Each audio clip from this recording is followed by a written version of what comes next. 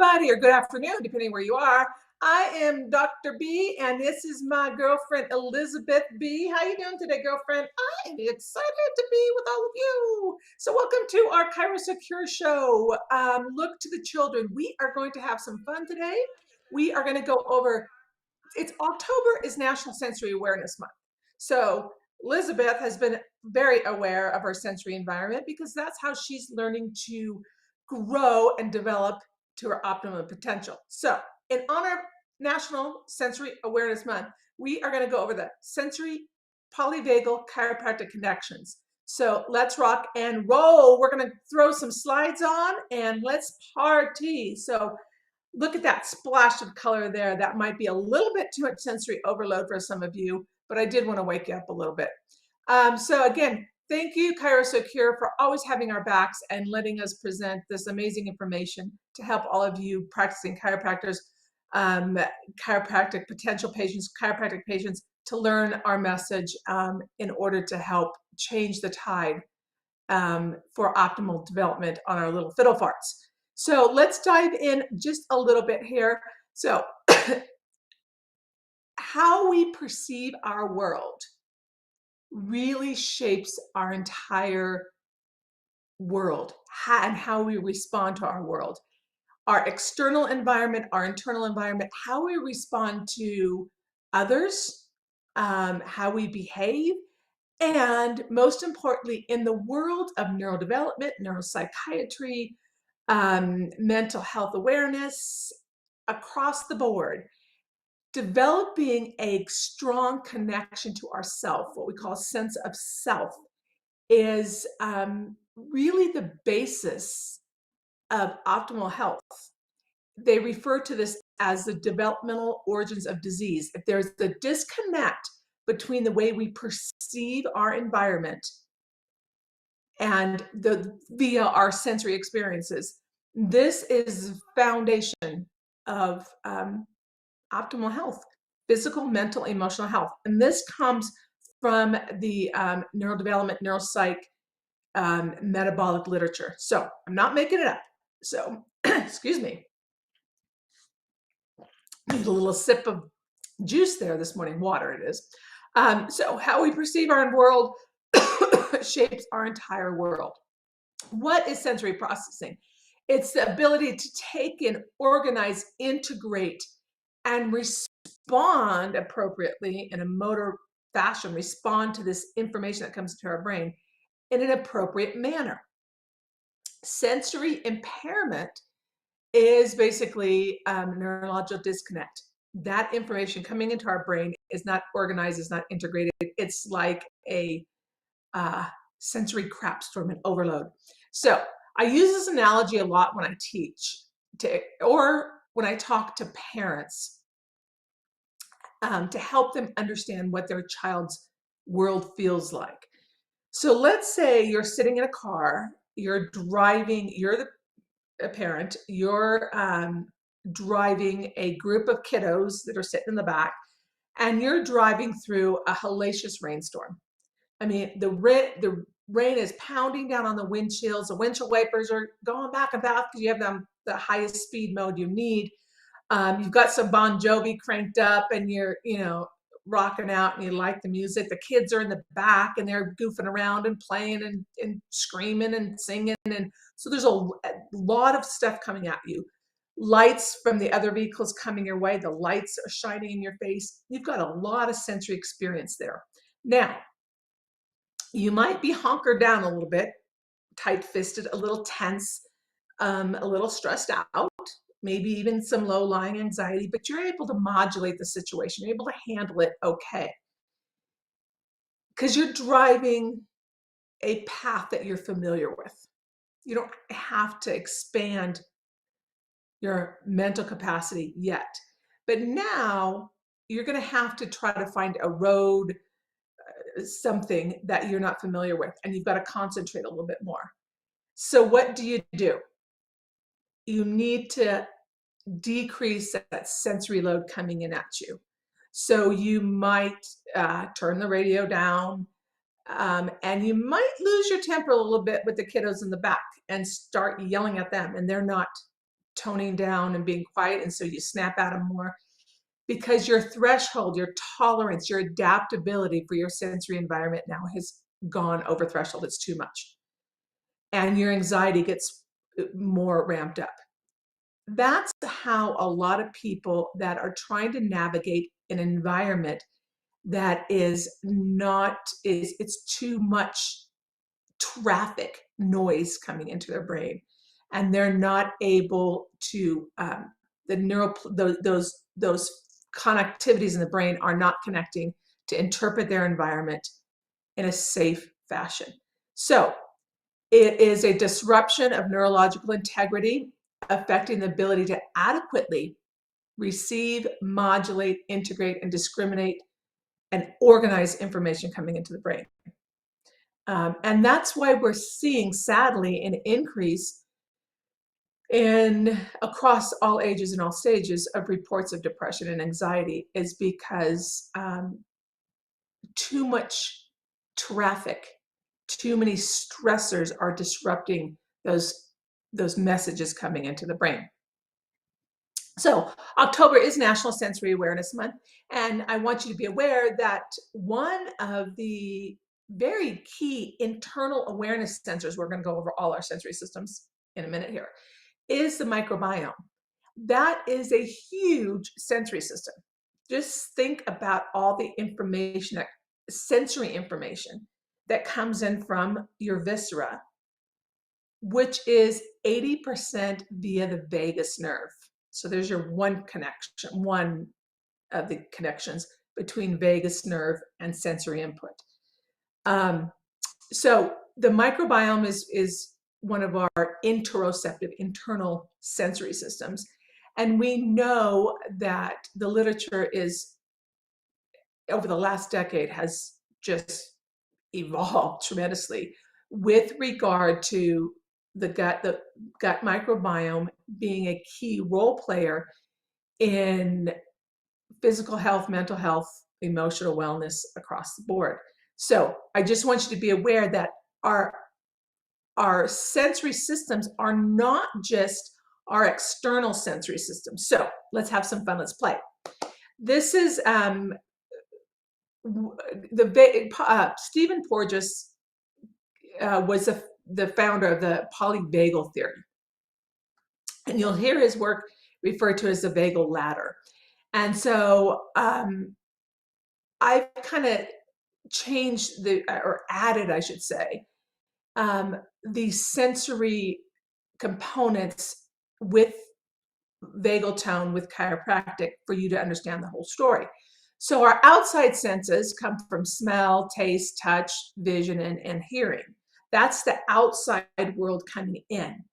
But our internal awareness, our interoception, I put those on the internal rung of the rungs of the ladder, because we need to have good stability, internal stability, in order to hold up those outer rungs, layers, whatever you want to call these, of the ladder. So we have the viscera. Our visceral organs have a tremendous amount of sensory input to the brain, 80% via vagal tone.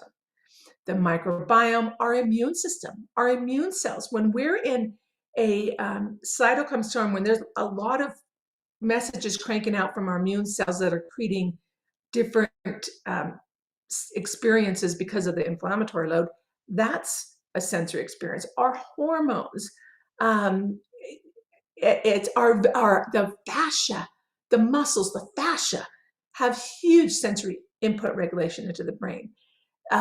Joints and muscle spindles are going to be proprioceptive in nature. We know that when we do a chiropractic adjustment, we fire those joints and muscle spindles, resetting the proprioceptive tone going into the brain, a huge sensory organ. And our vestibular sense.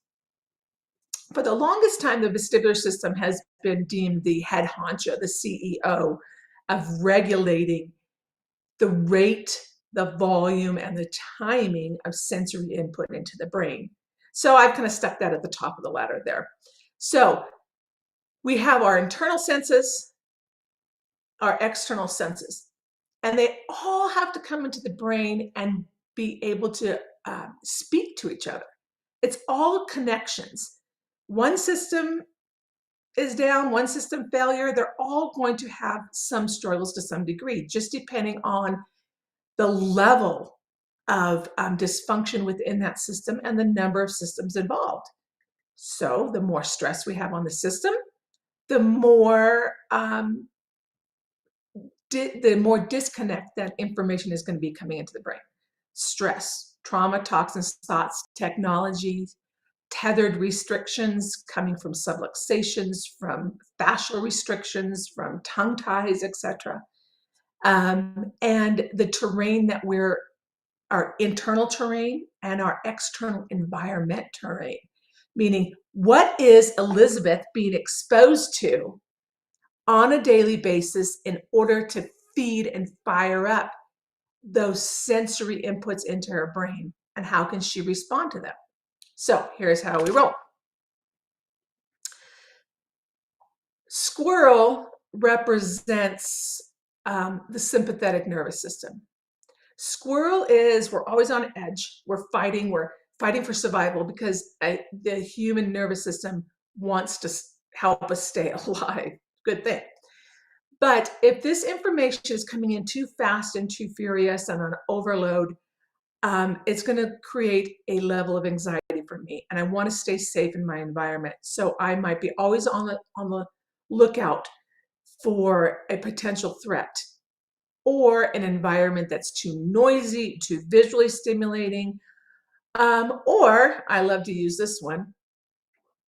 Let's say our internal environment is in distress and our microbiome is in distress. And I'm sitting in a classroom and my tummy's not feeling so good because I'm not digesting well and I have gas. I'm bloated and gassy. And my brain, the only thing it's going to concentrate on is I do not want to pass gas in the classroom around all my friends. That is potentially embarrassing. What if it's a silent fart, but it's really stinky? It's a silent and deadly one. You're constantly bearing down and you're holding and you're trying not to let that loose. So your brain is constantly concentrating on, how do I not let that happen? And you're totally distracted from the rest of your environment. You're not engaged. That is always living in that stress response mode. We can't live there forever. We're not neurologically designed to live in fight or flight. So what happens is, in our innate wisdom, we drop down to what I call turtle, freeze and dissociate, or freeze and flop. We go inward, okay? We want to hide. But that doesn't mean we're not stressed out, because the turtle that's hiding from its prey is still in stress, is still in survival mode. And that is referred to as our old vagus. It's lower phylogenetically on the totem pole, right? It's not a matured nervous system as we are on the human realm. It is mostly dealing with our visceral system. It shuts down it lowers our blood pressure, lowers our heart rate. We shut down, and it's a very big parasympathetic drive. But if we're there too long and we go too low, that's not good either, because we can die. So we don't want to live there too long. So what happens is, innately, our nervous system says, boop, we got to jump back up into squirrel to bring our blood pressure and heart rate up so we don't die. And now we look like this ping pong ball, right? We get fight or flight and inattentive and can't pay attention. And then that gets too rough and we go into survival mode, in a shutdown mode. And then that gets too much and we bounce back and forth. This is often where your kiddos on the autism spectrum live, or your neurodevelopmental challenges live, because they're trying to adapt to the way that they are perceiving their environment. And the cool thing is, if you think about this, no two people on the planet, no two people in the universe perceive a situation or perceive you in the same way. That's a pretty big thing to think about. So oftentimes we don't understand somebody's neural expressive behavior, because for us, we're like, hey, just get over it. Like, chill out. Everything's gonna be okay. You don't have, but to them, it is a sensory storm in their brain that they're really trying to survive through. And understanding um, how a person expresses their outward experience to an environment is really, really key. So we don't want to be a squirrel, sympathetic drive. Okay. We're trying to self modulate our sensory environment to our best capacity. That gets too overwhelming, we go into turtle mode. Now, what we should do as humans, our higher uh, evolution of our brain is that prefrontal cortex, which I call the gorilla. That is what we term your ventral vagus, your new vagus, your uh, the myelinated, fast-working vagus, and that is analogous to our prefrontal cortex. Gorilla helps us see situations in a more appropriate fashion, meaning we should be socially engaged within our environment appropriately, not just socially engaged with others, eye-to-eye contact, but socially engaged in our environment to really screen out, am I in a dire situation? Is there really a tiger that I'm running from? Is there really a car coming at me that I've got to run out of the way from? Oh, no, there's not. So I can decompress, I can be safe. If there's truly a dire situation, gorilla basically flips off, prefrontal cortex flips offline to let squirrel take over, to get the heck out of Dodge so you do survive the situation. So we are essentially dancing in these different uh, realms of this ladder on a daily basis, on a minute to minute basis, depending on our environment.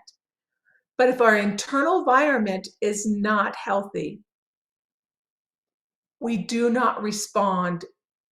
If our nervous system interpretation of our environment is not healthy, I should say, we don't respond appropriately to the given situation.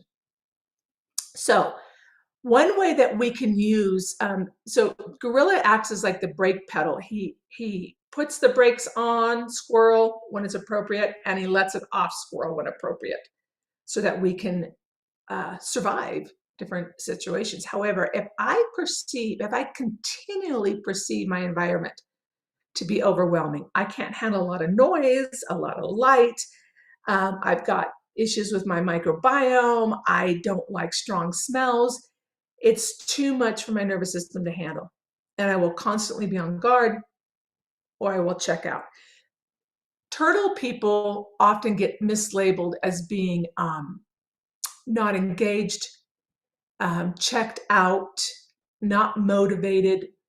I hate to use the word, but often they get termed as dumb, the elevator not going to the top, because they're just disengaged in their environment and checked out as a survival mechanism. So I want to give you one little thing before we wrap this up. There's a little hand and puppet show we can use to explain this and connect with our communities and our parents and caregivers, etc. So we can use our hand, and many of you have seen this done before. Let me move to get in a better position here. I've modified it a little bit. So we're going to pretend that my forearm is a spinal cord, and that my wrist is the brain stem, and that my base of my fist right here is my cerebellum, and this is my thumb is my mainly my amygdala, but my limbic system, my emotional center. And then the 4 fingers represent your prefrontal cortex. Okay. So we have information coming from the outside world, mom, dad. We have our 5 sensory systems that come from the outside world. But we also have sensory information that comes from within our body. That is our sensations from our gut and our tummy and our liver and our kidneys and our immune system. Johnny's sick oftentimes. You tell me Johnny's got a lot of earaches, is in antibiotics a lot.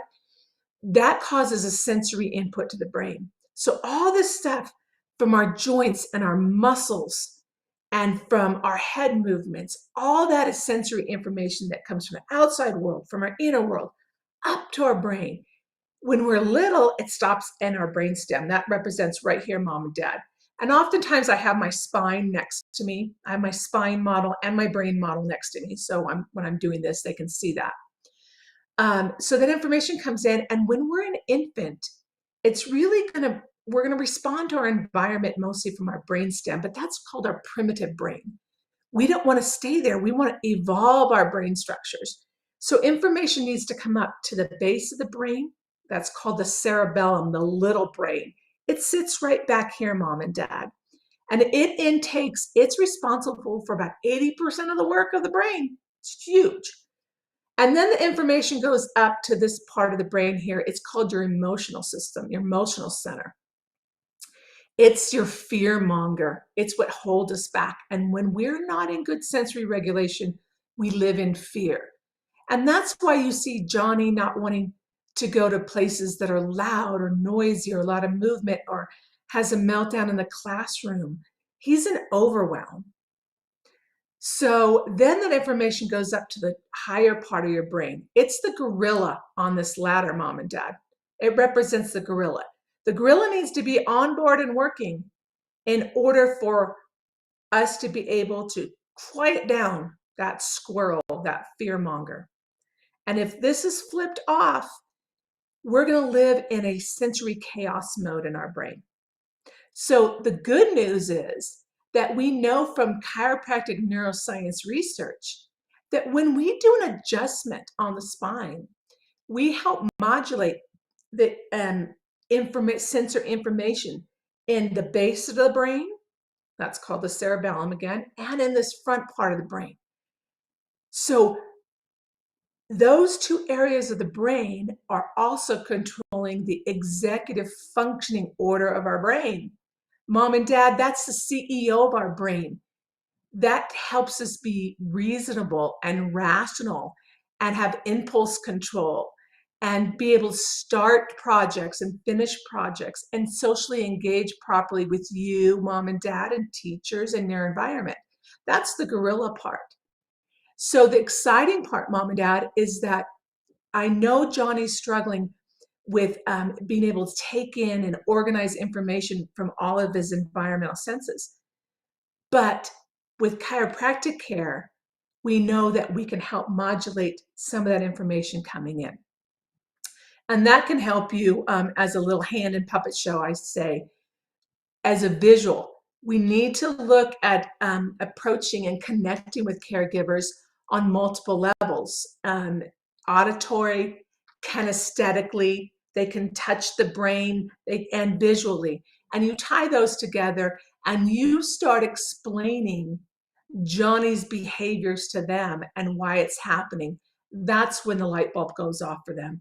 And that allows them a sense of confidence and certainty in you. So hopefully that helps break down a little bit about the golden nugget that we have to offer for these kiddos, and that's the chiropractic adjustment. So again, ChiroSecure, thank you so much for giving us this platform.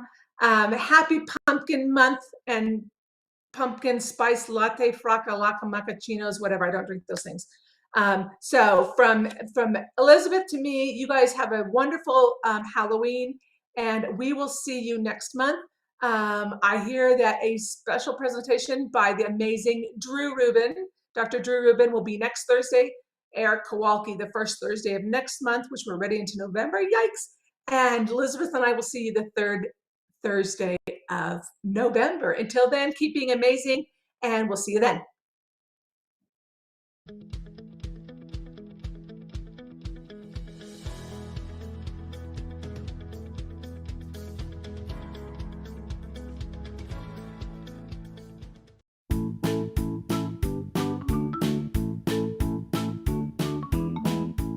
Today's pediatric show, Look to the Children, was brought to you by ChiroSecure.